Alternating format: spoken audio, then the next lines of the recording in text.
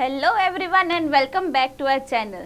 तो कैसे हैं आप सभी? आई होप बहुत अच्छे होंगे। आप सभी की तैयारियां भी बहुत अच्छी चल रही होंगी। इसी सिलसिले में चलिए देखते हैं मेरे साथ ब्लड से ह्यूमन एनाटॉमी एंड फिजियोलॉजी का टॉपिक ब्लड, उससे 20 इंपॉर्टेंट एमसीक्यूज जो कि पूछे जा सकते हैं आप सभी के एग्जैक्ट एग्जामिनेशन में।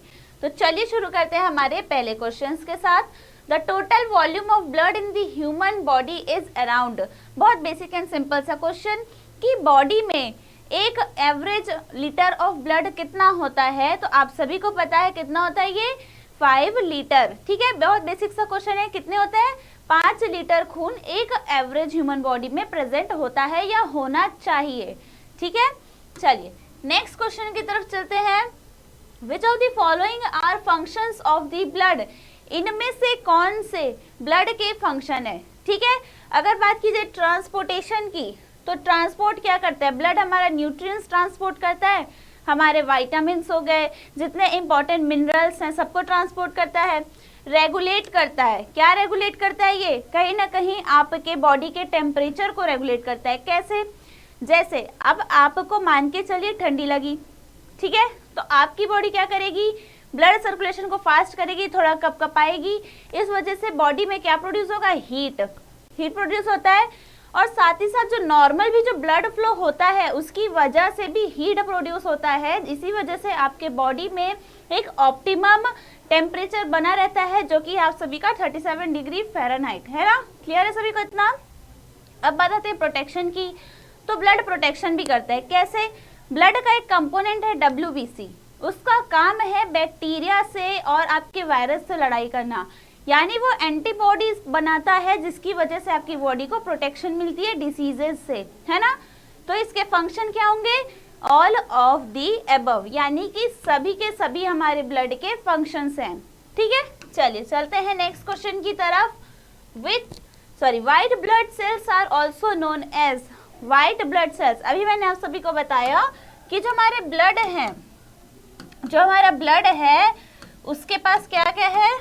WBC, RBC, प्लेटलेट और होता है प्लाज्मा। ठीक है, WBC का दूसरा नाम होता है हमारा ल्यूकोसाइट, RBC का दूसरा नाम होता है इरिथ्रोसाइट, प्लेटलेट का दूसरा नाम होता है थ्रोम्बोसाइट। क्लियर है? तो हमारे WBC का दूसरा नाम क्या हुआ? ल्यूकोसाइट। ठीक है, क्लियर है सभी को इतना? चलिए नेक्स्ट क्वेश्चन की तरफ चलते हैं हम। Which blood type is a universal acceptor. अब बहुत अच्छी थ्योरी है। ब्लड टाइप कौन सा है जो यूनिवर्सल एक्सेप्टर है, यानी वो सभी से ले सकता है। तो कौन ले सकता है? अब देखो, ये जो AB है, ये जो AB ब्लड ग्रुप वाला है, जैसे इसका अब मान के चलो ये RBC है, इसके सरफेस में प्रेजेंट है A एंटीजन और प्रेजेंट है B एंटीजन। अब इसके अगेंस्ट में एंटीबॉडी तो हमारे पास कोई सा भी नहीं है। क्यों नहीं है? क्योंकि इसके पास A एंटीजन भी है और इसके पास B एंटीजन भी है। तो जो एंटीबॉडी है वो कैसे बनेगा? अगर सिर्फ A होता तो एंटीबॉडी हो जाती B, अगर सिर्फ B होता तो एंटीबॉडी हो जाती A। ये थ्योरी क्लासेस में मैंने आपको ऑलरेडी समझा रखा है हमारे ब्लड के बारे में, है ना। जितने भी हमारे ब्लड टाइप है उसके बारे में मैंने डिटेल वीडियो बनाई थी इसी चैनल में, नीचे आप जाके देख सकते हैं, आपको मिल जाएगी, वहां से आप कॉन्सेप्ट समझ सकते हैं। ठीक है, अब ये जो RBC है इसके पास A और B एंटीजन प्रेजेंट है, तो इसके पास एंटीबॉडी कोई भी नहीं है। अब चाहे ये A वाला देगा तो ये आसानी से ले सकता है, ठीक है, ये B वाले से भी आसानी से ले सकता है, एंटीबॉडी नहीं है तो किसके अगेंस्ट काम करेगा। और ये AB वाले से भी ले सकता है और ये O वाले से भी ले सकता है, क्योंकि इसके सरफेस में तो कोई भी एंटीजन प्रेजेंट नहीं होता है ना। क्लियर है सभी को इतना? इसीलिए आपका जो AB ब्लड ग्रुप है ये यूनिवर्सल रिसेप्टर कहलाता है, या फिर इसी को हम यूनिवर्सल एक्सेप्टर के नाम से भी या रिसिपिएंट के नाम से भी जानते हैं। ठीक है, क्लियर है सभी को? चलिए, the antigen for A, B, O and RH blood groups are present on. अभी जो मैंने आपको बताया RBC के ऊपर प्रेजेंट होता है क्या?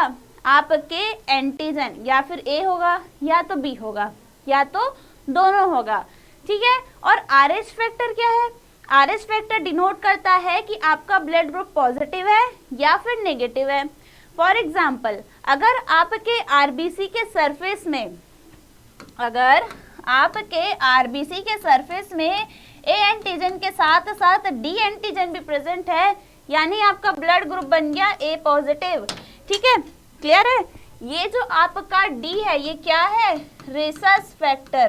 क्या है ये? रिसस फैक्टर, जो कि एक रिसस नाम के मंकी में पाया गया था सबसे पहले, ठीक है। अगर ये डी एंटीजन प्रेजेंट नहीं है, जिसको हम RH ब्लड ग्रुप कहते हैं, यानी नेगेटिव हो जाएगा ब्लड ग्रुप, और अगर प्रेजेंट है तो पॉजिटिव। तो किसके ऊपर प्रेजेंट होता है ये? रेड ब्लड सेल्स के ऊपर। किसके ऊपर? रेड ब्लड सेल के सरफेस के ऊपर, ठीक है, क्लियर है। चलिए नेक्स्ट क्वेश्चन की तरफ। Which of the following factor is also known as Stuart power factor? इसमें से कौन से फैक्टर को स्टुअर्ट पावर फैक्टर कहा जाता है? इसके लिए आपको याद करनी पड़ेगी पूरी हमारे क्लॉटिंग फैक्टर्स की लिस्ट। तो चलिए देखते हैं हम साथ ही साथ।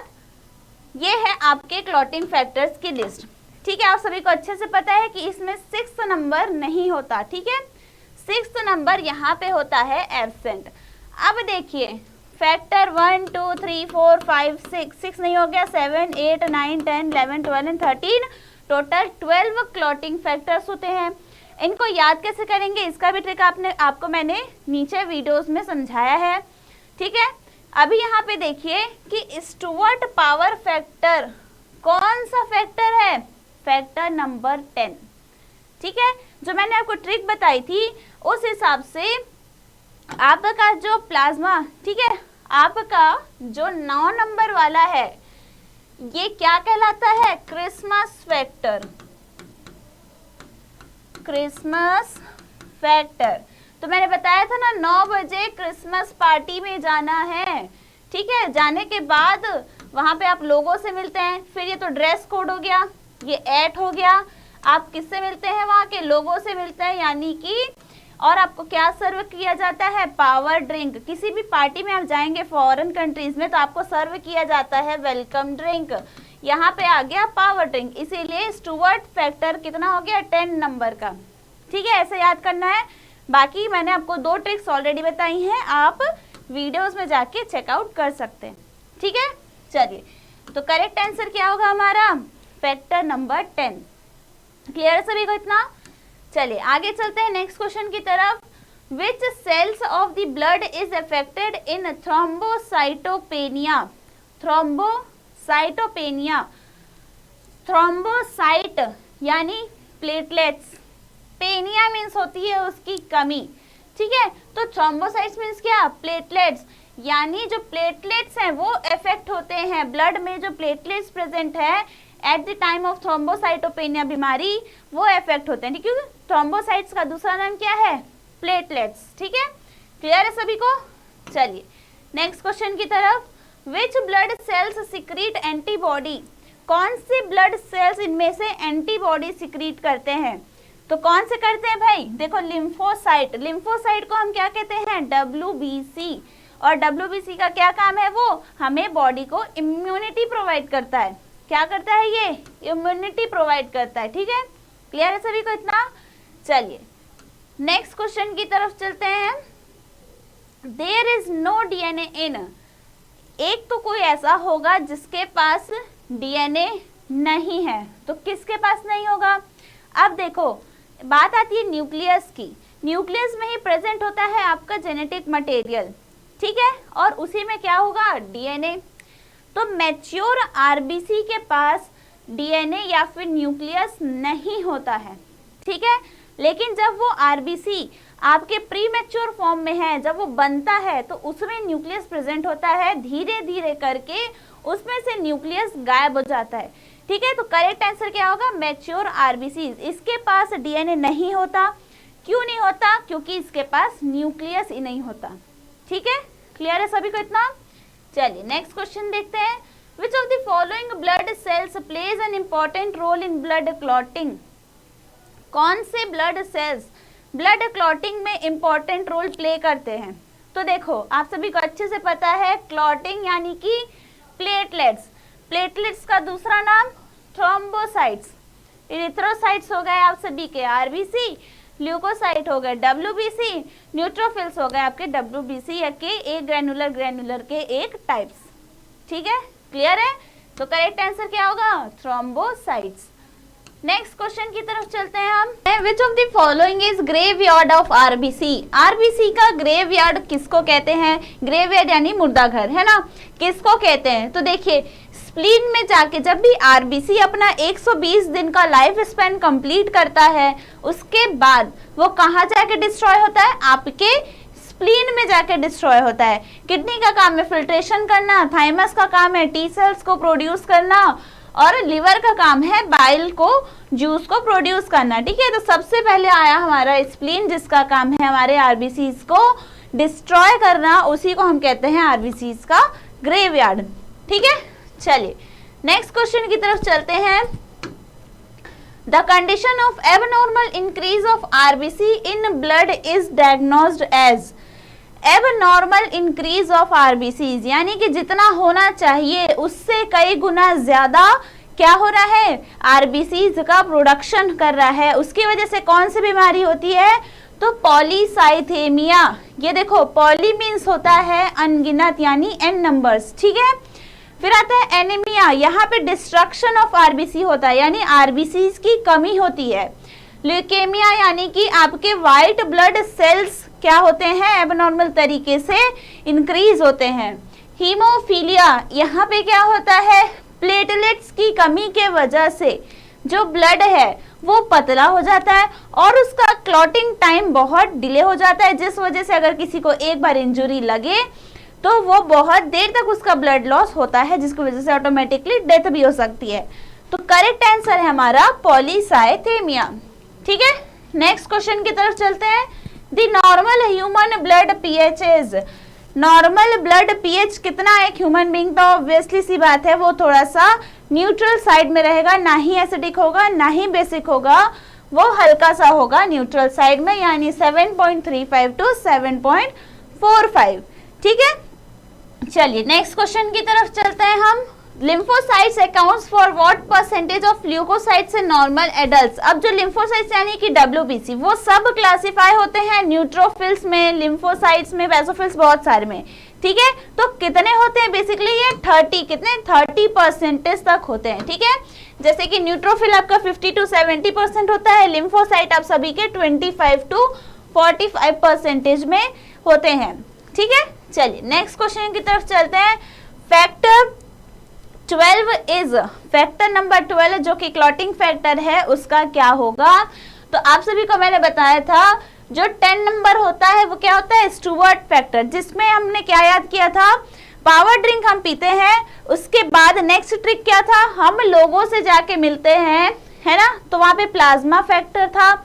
लोगों से मिलके हम उनको हग करते हैं 11th नंबर में, तो वो क्या था आप सभी का? हैगमन फैक्टर। ठीक है, नेक्स्ट 12 सॉरी, क्या था वो? हैगमन फैक्टर। तो करेक्ट आंसर क्या होगा? हैगमन फैक्टर। ट्रिक वाली वीडियो को जरूर जाके देखिएगा, आपके लिए बहुत आसान हो जाएगा ये पूरा टेबल याद करना। ठीक है, चलिए नेक्स्ट क्वेश्चन की तरफ चलते हैं हम। The cells in the blood responsible for carrying oxygen, बहुत इजी सा क्वेश्चन।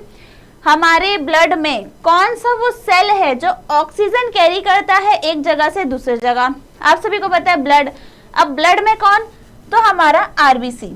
कौन? हमारा आरबीसी। इसमें जो हीमोग्लोबिन प्रेजेंट होता है वो एक बार में 4 ऑक्सीजन कैरी करता है, और ठीक है, जब वो वापस आते रहता है तो अपने साथ 4 कार्बन डाइऑक्साइड भी लेके आता है। ठीक है, क्लियर है सभी को इतना?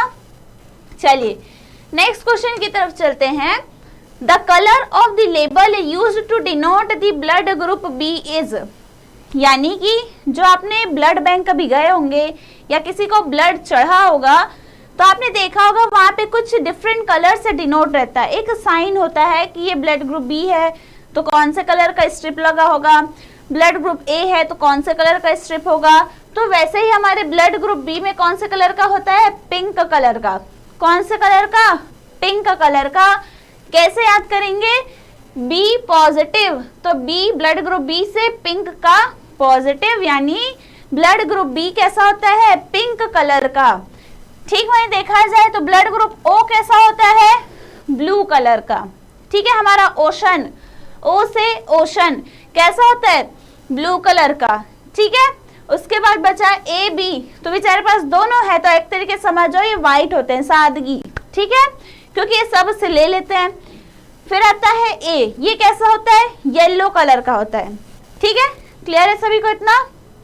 चलिए, फिर है लाइफ ऑफ आरबीसी यानी red blood corpuscles present in human blood is, अभी मैंने आप सभी को बताया कि आरबीसी की जिंदगी कितनी होती है, 120 दिन की होती है। कितनी होती है भाई, 120 दिन की। ठीक है, चलिए next question, serum differs from blood plasma as it lacks. जो सीरम है, देखिए हमारे ब्लड में क्या क्या होता है, आरबीसी, डब्ल्यूबीसी, प्लेटलेट और प्लाज्मा। अब उस प्लाज्मा में से जो सीरम है वो डिफर कैसे करता है, उसमें क्या कमी होती है। ठीक है, तो सीरम मतलब क्या, कहीं ना कहीं आपके प्रोटीन वाले जो फैक्टर्स है वो होंगे। ठीक है, आपके एल्ब्यूमिन होंगे, एंटीबॉडीज भी होंगे, बचे सिर्फ और सिर्फ क्लॉटिंग फैक्टर्स, यानी आपके सीरम में क्लॉटिंग फैक्टर नहीं होता। या फिर ऐसा समझ लो कि आपके प्लाज्मा में से क्लॉटिंग फैक्टर्स को रिमूव कर दो तो क्या हो जाएगा, वो सीरम। ठीक है, देखो serum is equal to plasma minus fibrinogen. Fibrinogen क्या है, क्लॉटिंग फैक्टर है। ठीक है, क्लियर है। चलिए नेक्स्ट क्वेश्चन की तरफ चलते हैं, last question, which of the following white blood sales is capable of destruction of allergen. कौन सा व्हाइट ब्लड सेल आपके एलर्जन या एलर्जी वाले जो सेल्स हैं उनको किल करने में हेल्प करता है। जो डब्ल्यूबीसी हमारा वो फर्दर बहुत सारे टाइप्स में क्लासिफाई होता है। For example agranular and granular, जिसको हम ग्रैन्युलोसाइट और ए ग्रैन्युलोसाइट भी कहते हैं। तो देखिए यहाँ पे, ठीक है, यहाँ पे जो आपके इयोसिनोफिल है ये क्या करते हैं, आपके एलर्जी से लड़ते हैं। अब आप याद कैसे करेंगे इसको, ई से इयोसिनोफिल, ई से एलर्जी, एलर्जी ए से होता है बट याद करने के लिए ई से एलर्जी। ठीक है, जो इयोसिनोफिल्स हैं वो आपके हिस्टामिन मास्ट सेल को प्रेजेंट करते हैं, कंडक्ट कराते हैं, जिससे कि आपके जो एलर्जीज हैं उनको क्योर कौन करता है, आपका इयोसिनोफिल, जो कि एक टाइप का क्या है, ये डब्ल्यूबीसी का पार्ट है। ठीक है, तो ये थे कुछ 20 एमसीक्यूज जिससे कि आप सभी को एग्जैक्ट एग्जाम के एग्जामिनेशन में बहुत ज़्यादा हेल्प होने वाली है। मिलेंगे हम नेक्स्ट टॉपिक के साथ हमारे नेक्स्ट वीडियो में। तब तक के लिए थ्योरीज को अच्छे से वॉच करें, वहाँ से ट्रिक्स को याद करें। मिलते हैं नेक्स्ट वीडियो में। Thank you everyone.